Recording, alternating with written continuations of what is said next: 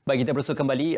Kita nak memberikan ucapan juga tidak terlalu awal kalau boleh kita gambarkan untuk memberikan ucapan selamat maju jaya kepada skuad Lawn Bowls Malaysia akan ke Sukan Commonwealth bagi tahun 2022 di Birmingham nanti.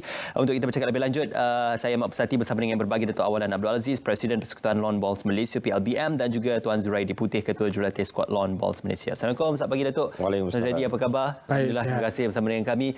Okey, skuad Lawn Bowls sudah pastinya menyasarkan, kalau boleh kita lihat prestasi terbaik kita pernah capai adalah satu pingat emas, ya, yang dahulu kita capai.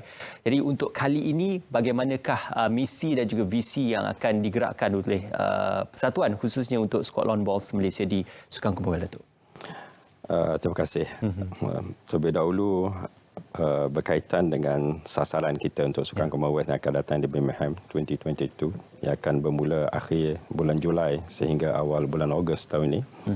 Kita masih mengekalkan sasaran satu pingat emas. Okey.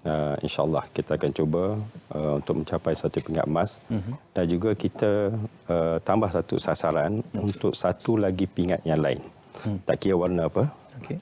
Silver ke bronze ke, Emas lagi baik. Emas lagi baik. Tapi kita mensasarkan sekurang-kurangnya satu pingat emas dan satu pingat yang lain. Okey. InsyaAllah. Ya, sekurang-kurangnya 2 emas kita sasarkan. 2 pingat.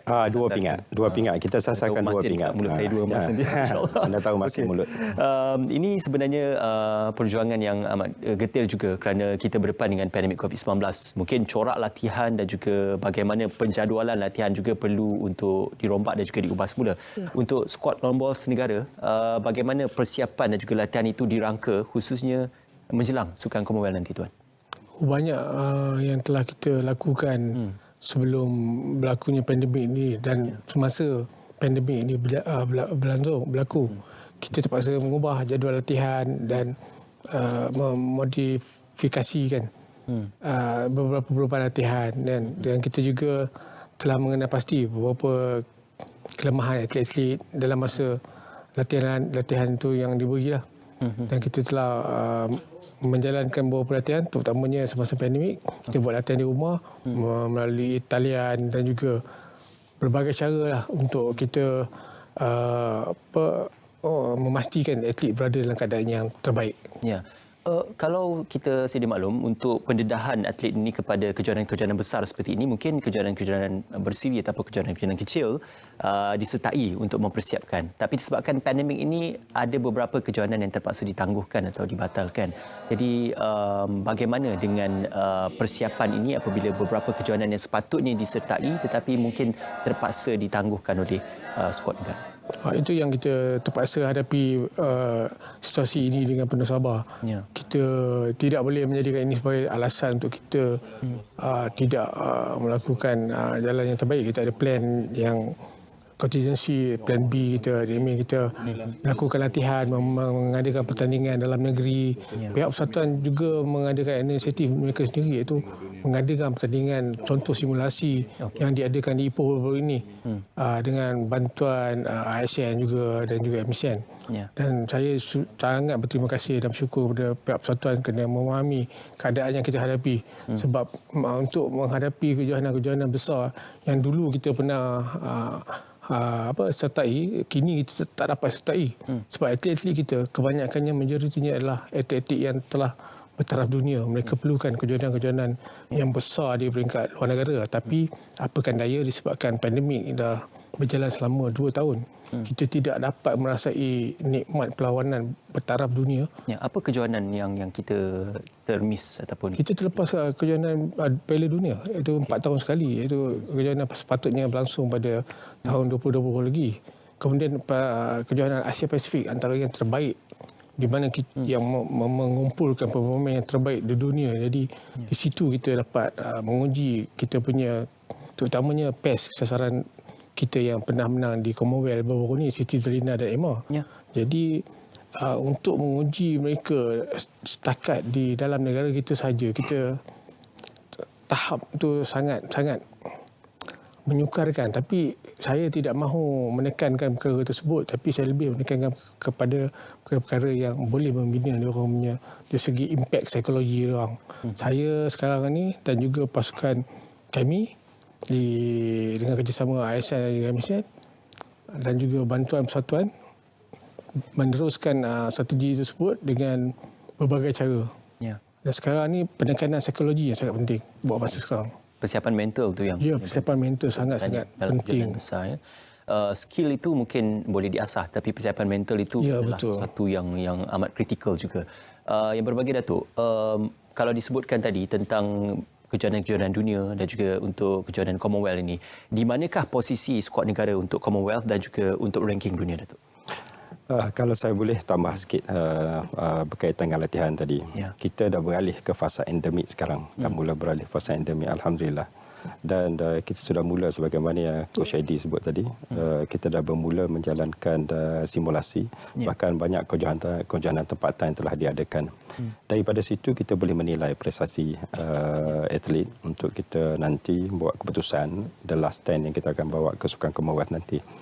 Balik pada kejohanan ini, selain daripada simulasi Sukan Commonwealth yang kita buat di Ipoh baru-baru ini, kita akan menghantar atlet-atlet kita ke Birmingham pada 20 hari bulan nanti. 20 hari bulan ini, so mereka akan berlatih sebahagiannya dalam bulan puasa dan sebahagiannya hari raya dan juga selepas raya di sana. Mereka akan berada di sana, bermakna mereka berkorban untuk itu. Dan bukan saja kita pergi sana untuk latihan, bahkan kita ada beberapa kejohanan yang kata kita sertai. Okey. Kita ada World Indoor Singles Championship dekat Bristol, England, dan juga kita akan juga terlibat di dalam test series bersama 3 pasukan negara lain, iaitu England, Wales dengan Australia. Okey. Itu pada 5 hingga 8 hari bulan Mei nanti. World Indoor yang akan diadakan pada 25 sehingga 29 hari bulan ni, bulan April. Jadi itu adalah persiapan, kerana sebelum pada ini sebagaimana Coach Adi sebut tadi, kita tidak ada peluang untuk keluar untuk menyertai kejuaraan antarabangsa. Sekurang-kurangnya ada satu kejuaraan antarabangsa kita akan sertai dalam tempoh ini, dalam bulan puasa ni, dan juga kita ada satu test series. Dia macam kejohanan juga sebab format dia adalah format Sukan Commonwealth. Okey. Jadi itu penting, dan padang yang digunakan juga padang yang kita gunakan di untuk Sukan Commonwealth. Padang yang di Birmingham, padang yang sama. Okey. Jadi itu akan memungkinkan familiarity kepada atlet kita untuk familiar dengan padang yang dia akan bertanding pada Sukan Commonwealth dan akan menentang pasukan-pasukan yang antara yang terbaik di dunia. Menjawab soalan ranking kita sekarang, kita berada di ranking yang kelima dunia sekarang. Okey. Dan cita-cita kita to be in better ranking. Okey, insya-Allah. Top 3 tu insya-Allah. Insya-Allah itu sasaran kita. InsyaAllah. Tuan Zuraidi, berkenaan tentang scoring system ataupun technicality system, apakah ada berlakunya perubahan di Badan Induk Antarabangsa terhadap isu-isu penilaian dan juga pemarkahan untuk sukan ini? Kita setakat ini yang terbaru ialah tentang penggunaan bowls kita lah. Okey. Kita hanya boleh gunakan bowl warna biru dan juga warna merah. Okey. Selalunya kita boleh menggunakan apa-apa saja bowls untuk pertandingan. Jadi kali ini dari segi pertandingannya perubahan yang sangat ketara dari segi penggunaan bowl baru lah. So kita kena memastikan atlet kita dapat get used menyesuaikan diri dengan peraturan-peraturan baru inilah. Okey. Saya rasa mereka tak ada masalah sebab mereka antara pemain-pemain yang dah bertaraf profesional bertaraf dalam masa dah, dia orang dah boleh mengadaptasikan segala perubahan yang berlaku. Tapi persiapan dalam penggunaan bowls saya rasa tak menjadi masalah. Okey. Untuk memilih siapakah yang akan dalam skuad negara itu nanti belum ada kata putus ya. Belum. Difahamkan Datuknya. Jadi bagaimana penilaian itu dilakukan? Difahamkan tadi akan dihantar mereka ke Birmingham nanti pada 20 hari bulan dan selepas itu ada beberapa kejohanan World Indoor yang juga akan turut disertai.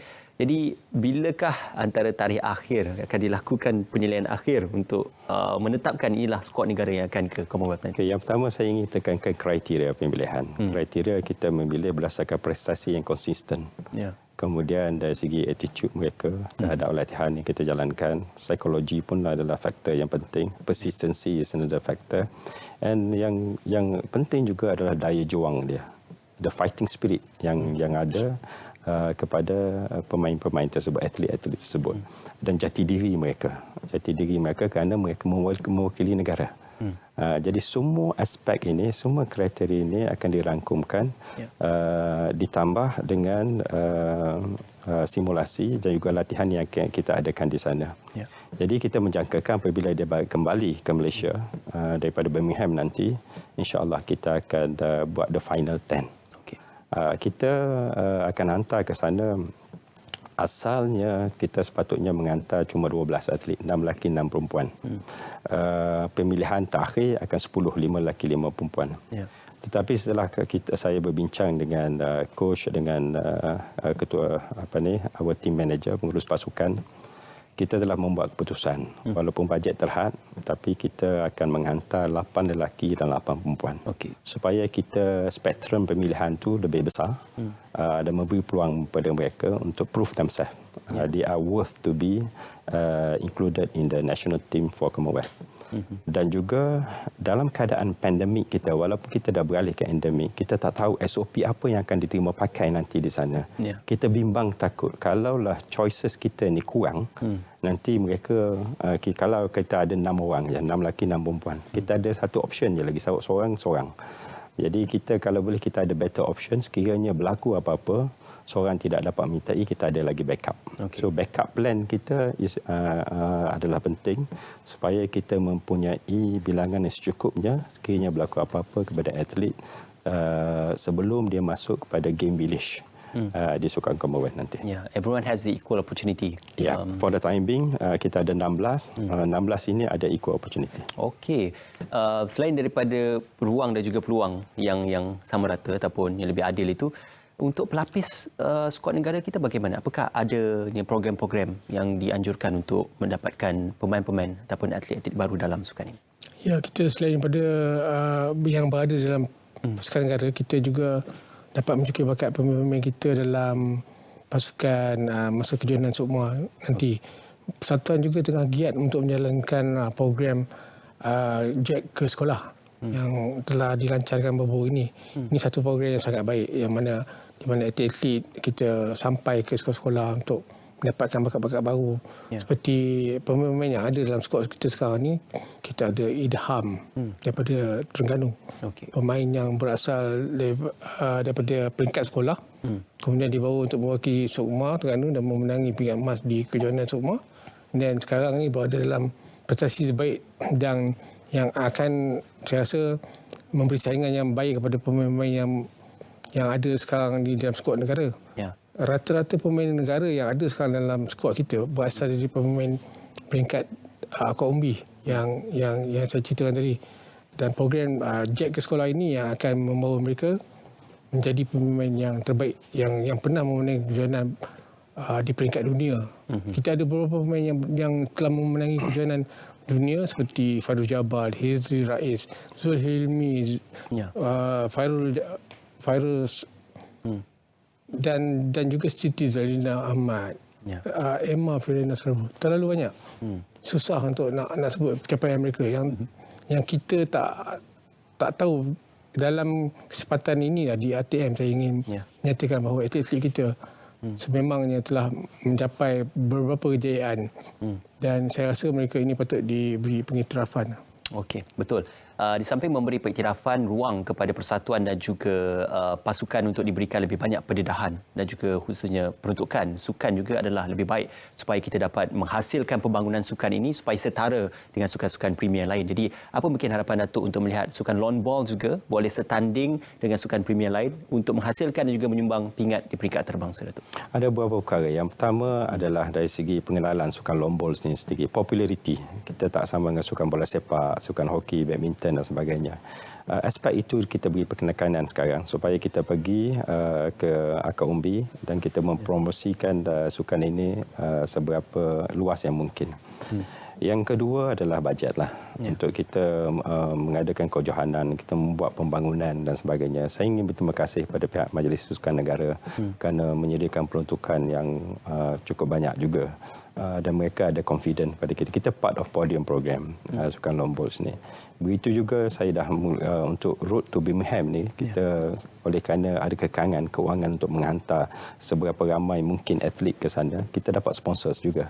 Pendanaan daripada bank, Afin Bank, Malaysia Airlines bantu kita, kemudian kita ada Pilot Listed Company, Datasonic dan sebagainya. Saya begitu minta kasih kepada mereka kerana mereka juga sikit sebanyak menyumbang untuk membolehkan kita membangunkan sukan ini dan juga memungkinkan kita menghantar seberapa ramai atlet sebelum kita membuat pemilihan terakhir untuk Sukan Commonwealth nanti.